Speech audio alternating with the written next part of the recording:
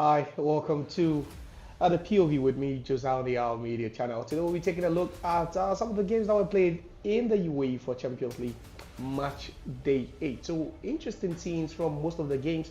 All 18 games were played simultaneously, and now we know the teams that have automatically qualified to the round of 16 of the UEFA Champions League. But then some teams are also wondering and trying to seal a place in the round of 16, but they have a tougher test because there is a playoff round to be played. And one of the games that really came under a lot of scrutiny, and then also was of interest to most people, was that Manchester City game. They hosted Club Brugge because City were the only big side, if I should put it, that found themselves in a very unstable situation heading into match day 8. So City faced Club Brugge, hoping that they could win the game, which eventually they did, to see them qualify for the playoff round. But something interesting happened because Club Brugge had to take the lead, at the stroke of halftime through Onyedika.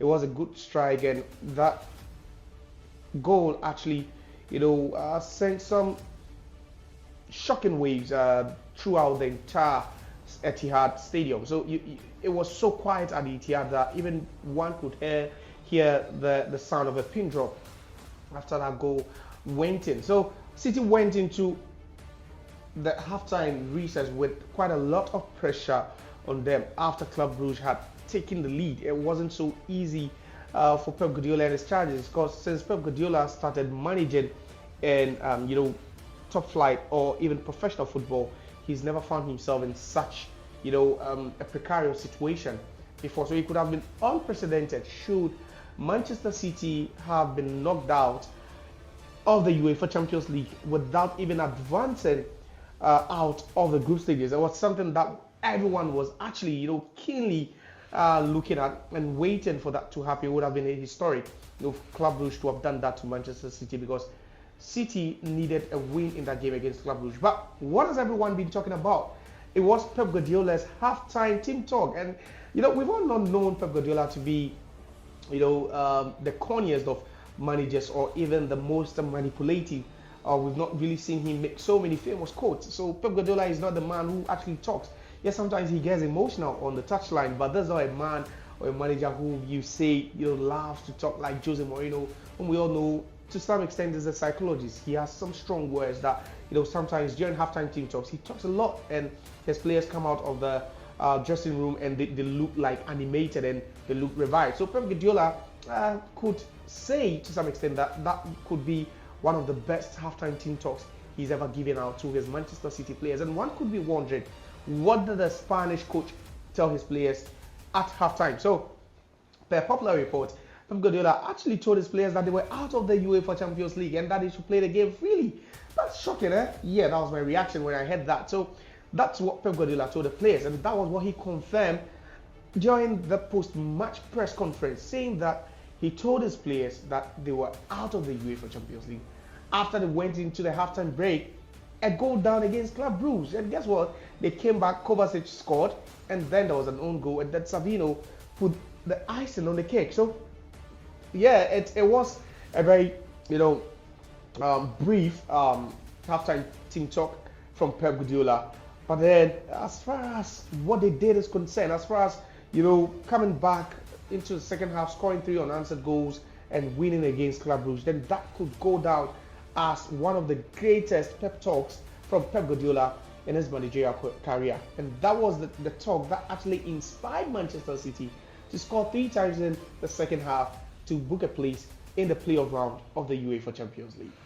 Now, another game that was played in the UEFA Champions League was at the Villa Park, where Aston Villa played against Celtic. So they had also they had a bigger chance of sealing it into the top 8, but they needed a win to seal that. They actually needed to win that game to make sure, to be sure of qualifying automatically into the round of 16. Now Aston Villa have been performing so well in recent times, and most of their players have been subject to transfer news or transfer interest, if I should put it. So Oli Watkins just recently got an interest, or Arsenal showed interest in Oli Watkins. They had a bid of around 60 million pounds, which was reported to have been turned down by Aston Villa because they deem that their player is valued way more than that. And then also, they're one of the hottest strikers in world football now, who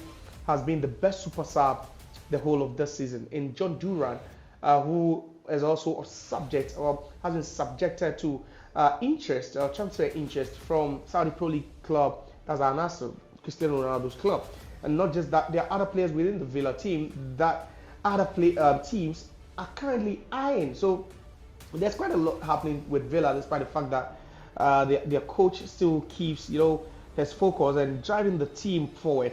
But something interesting happened with one of the transfer targets in the Villa team, and it had to do with the Colombian Jhon Duran, who did something quite, shocking after their game ended against Aston Villa. So in that game, Morgan Rogers scored a hat-trick. Villa won by 4-2, and there's been speculations in recent times that Jhon Duran could be on the move to the Saudi Pro League. Jhon Duran is only 21 years of age, and Al Nassr are making a big money move for this chap. So it's been reported that Al Nassr are willing to pay 77 million euros to bring that's Jhon Duran to the Saudi Pro League to play alongside Sadio Mane and then also Cristiano Ronaldo. 77 million euros. That's quite huge for a player who is not even an established starter for Aston Villa, but has been coming off the bench frequently to score goals. Now, what did Jhon Duran do that has really caught the attention of everyone and has also hinted to his exit from